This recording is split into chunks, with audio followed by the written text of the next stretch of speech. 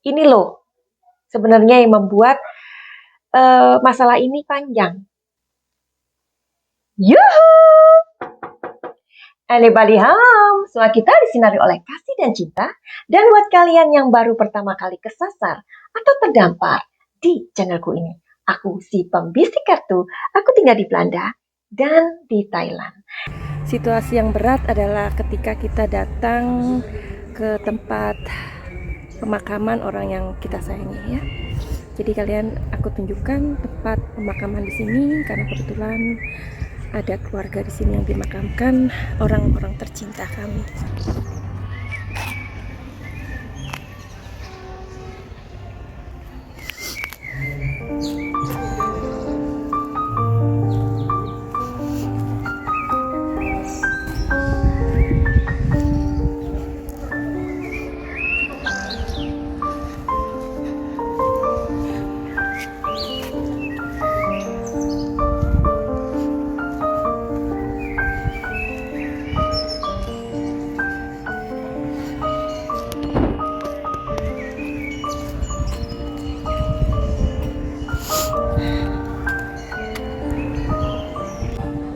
Inilah situasi dari pemakaman di Belanda. Di sini agak berisik karena di depan itu ada orang yang mengadakan masak. Karena kebetulan ini kan belakang gereja ya. Coba have look ke depan. Yuk kita mau menuju ke situ. Itu ada apa ya? Itu Diego.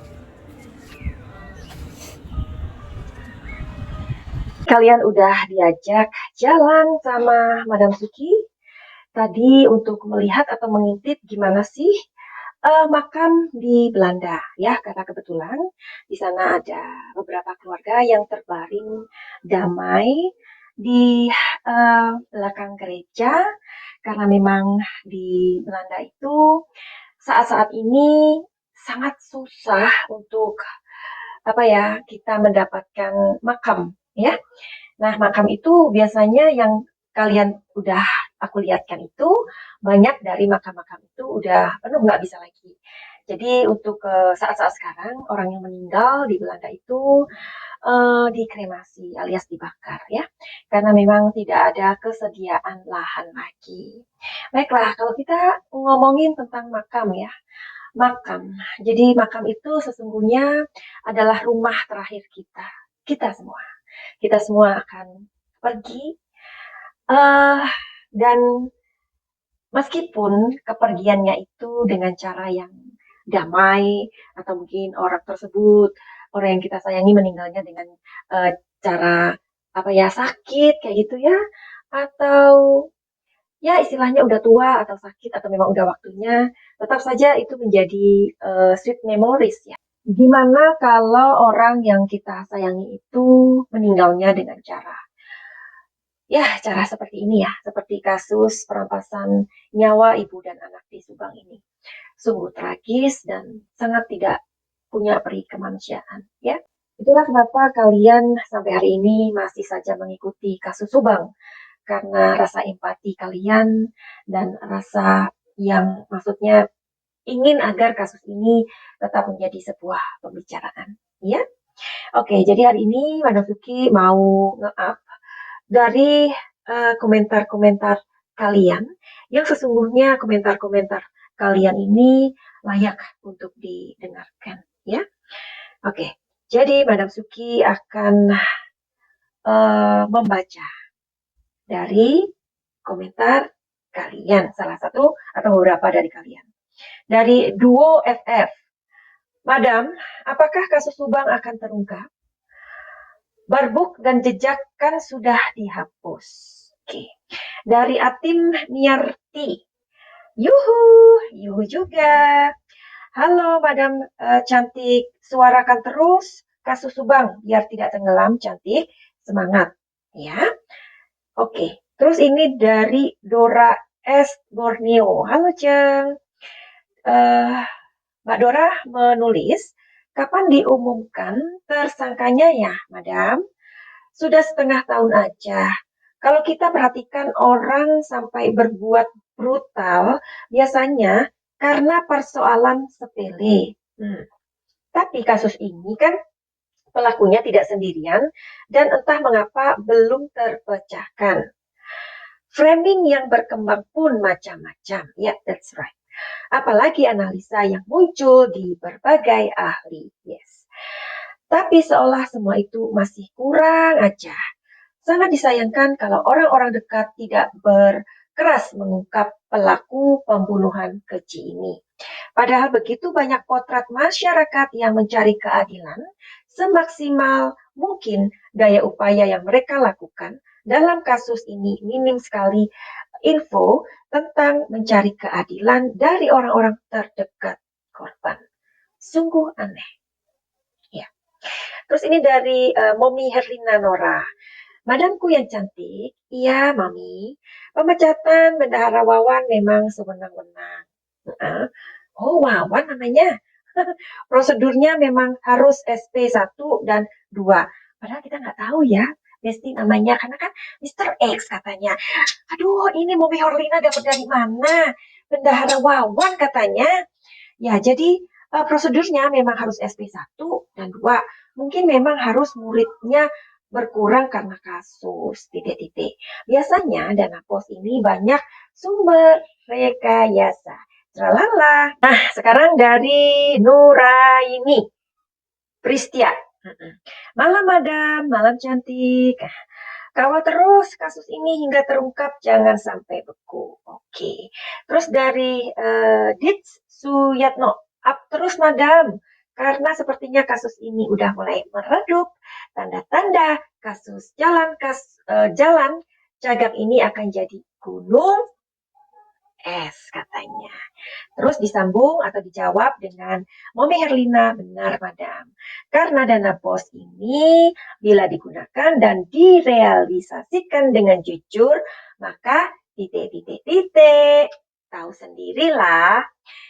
Nah, seperti yang aku pernah katakan bahwa sesungguhnya kalian ini netizen, kalian ini adalah orang-orang yang sangat kritis dan kalian ini memang orang-orang yang pintar. Tapi anyway, Madam Suki jadi terwaw gitu karena Momi Herlina sempat mengatakan nama bendahara itu, ya kan? Tadi katanya siapa gitu, kayak di awang-awang gitu. Siapa ya tadi ya? Nah itu deh. Tapi si Momi Herlina ini tahu dari mana itu loh ya.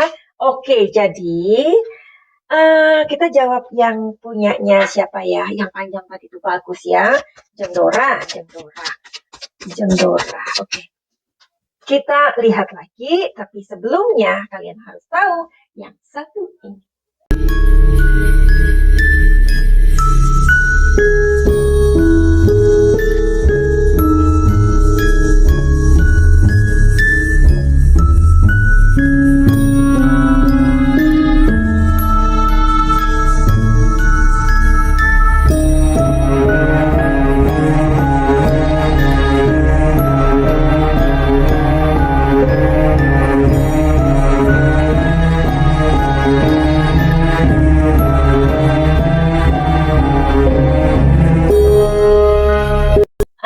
Kata Jendora ini, apakah ini akan terungkap kasus di Jalan Cagak 18 Agustus 2021 di Subang?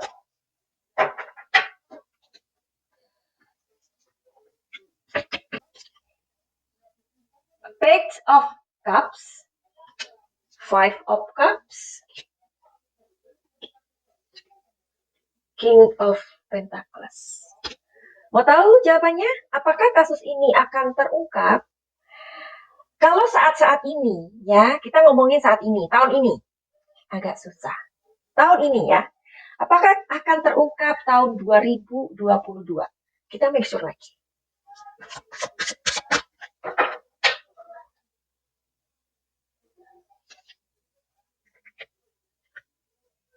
Ace of Pentacles. Belum saya.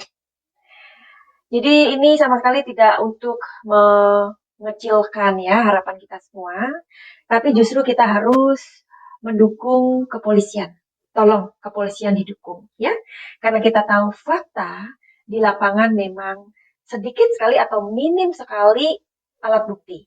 Bahkan Dr. Hastri waktu itu sudah didatangkan dan banyak sekali ahli yang udah didatangkan. Dan dari kepolisian sendiri ketika mereka melakukan operasi senyap, itu banyak hal yang tidak dipublikasikan, ya.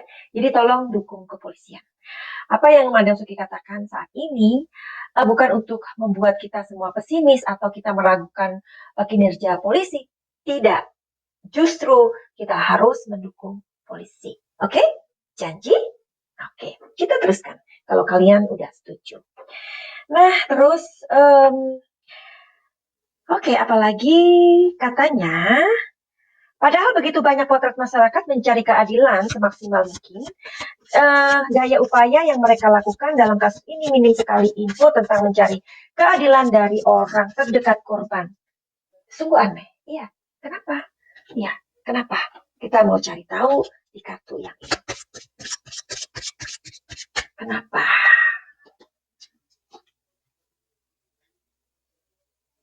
Oke, kenapa? Nomornya adalah 5. Sempit ya, ini tempatnya sempit sedangkan kartunya banyak. Kenapa? Nomor 9. Oh, ada 2 sayang. Ada nomor 32 dan nomor 24. Oke. Nah, oke. Jadi kenapa? Kenapa kok ini sebenarnya yang dipertanyakan keluarga ya, keluarganya ya. Jadi dalam kasus ini minim sekali tentang mencari keadilan dari orang-orang terdekat korban. Sungguh aneh, kenapa? Ya, kenapa ya? Keluarga korban itu kok dari awal aja udah seperti itu ya. Dan semakin kesininya ketika udah bersama, akhirnya begini lagi dan ada framing-framing baru lagi. Kenapa? Oke, jadi aku akan melihat dari sisi, bukan dari sisi keluarga, tapi dari sisi pemirsa aja. Dari sisi kita, oke? Dari sudut pandang kita maksudnya. Di sini ada sebuah harapan dari kita semua, dari deterjen, netizen, pemirsa, ya, pemerhati semuanya. Ada hope, oke? Jadi ada harapan yang sangat besar agar kasus ini terungkap. Dan di sini ada banyak sekali dari kita yang memohon, meminta, ya, agar kasus ini cepat diselesaikan. Oke. Terus sekarang aku akan melihat dari sisi keluarga, oke, sudut pandang keluarga. Kenapa mereka kok seperti itu? Prediksi, ingat ya, prediksi. Karena ini general reading, bukan private reading. Karena di dalam hubungan keluarga ini, relationship family ini, ada kecurigaan satu sama lain dari awal. Jadi saling tuduh. Ini loh sebenarnya yang membuat masalah ini panjang. Saling tuduh. Ya. Apakah sampai saat ini? Madam Suki belum melihat. Nah, terus di sini ada satu sama lainnya saling sensitif. Mereka terlalu sensitif gitu loh. Jadi gimana ya? Sensitif itu banyak ya. Sensitif itu banyak sekali. Jadi sepertinya kalau orang sudah sensitif, akhirnya kan tidak bisa untuk menjadi satu tim yang kompak bahwa ini harus diperjuangkan gitu loh. Kalau sudah sensitif, larinya kemana? Sendiri-sendiri kan? Ya, dan ini terjadi lagi kan? Ya. Oke, jadi ini adalah jawaban untuk Jenglora. Terus apalagi yang mau kita bahas? Dan buat kalian yang mau konsultasi atau konseling atau curhat deh sama Madam Suki, silakan. Kenapa sih kita itu butuh curhat sama orang? Karena setiap orang mempunyai beban. Beban itu ada di kepala kita dan ada di batin kita, ya. Dan beban itu memang harus dikeluarkan. Tapi ingat, kalian harus mempunyai teman-teman yang memang bisa meringankan beban kalian, alih-alih kalian apa ya, share tentang apa yang kalian galauin atau kalian pikirkan atau kalian bebankan, ternyata sahabat atau teman kamu itu ember kan, bukannya kita mendapatkan solusi, malahan kita mendapatkan cibiran. Jangan sampai seperti itu ya. Mendingan kalian datang ke Madam Suki atau orang-orang yang memang kalian percaya. Kalaupun harus menghargai waktu mereka, itu sama sekali tidak ada masalah. Ya kan? Dari apa yang kalian dapatkan itu sesungguhnya adalah sebuah pencerahan. Jadi setiap orang itu membutuhkan pencerahan agar pikiran kita itu menjadi tenang, beban di hati kita juga menjadi ringan. Ya kan? Karena sebenarnya uang itu bisa dicari, tetapi ketika kita mempunyai masalah, itu loh yang harus kita benar-benar sayang sama diri kita. Jadi jangan pelit. Oke, buat kalian juga yang mempunyai apa ya, trauma ya, mempunyai gangguan-gangguan emosi atau gangguan mental atau apa aja, silahkan untuk datang ke Madam Suki untuk ikut healing program paket cahaya. Program paket cahaya itu apa? Biasanya nanti akan dijelaskan setelah kalian menginginkan sebuah solusi ketika selesai mengikuti atau reading tarot secara personal. Oke, karena di paket cahaya banyak sekali orang-orang yang sudah disembuhkan, dipulihkan, bahkan mereka mendapatkan pekerjaan yang lebih baik, mendapatkan kehidupan lebih bahagia, dan mendapatkan goal-goal tujuan yang diharapkan untuk masa depan mereka. Jadi kalian jangan takut untuk datang ke Madam Suki, bahwa ini yang kita lakukan benar-benar di jalan Tuhan, tidak ada yang namanya menyekutukan Tuhan. Oke? Karena pengobatan yang disediakan oleh Madam Suki adalah pengobatan energi lintas benua, jadi tidak perlu ketemu dengan Madam Suki. Finally, begitu aja. Send love and light. Salam cahaya.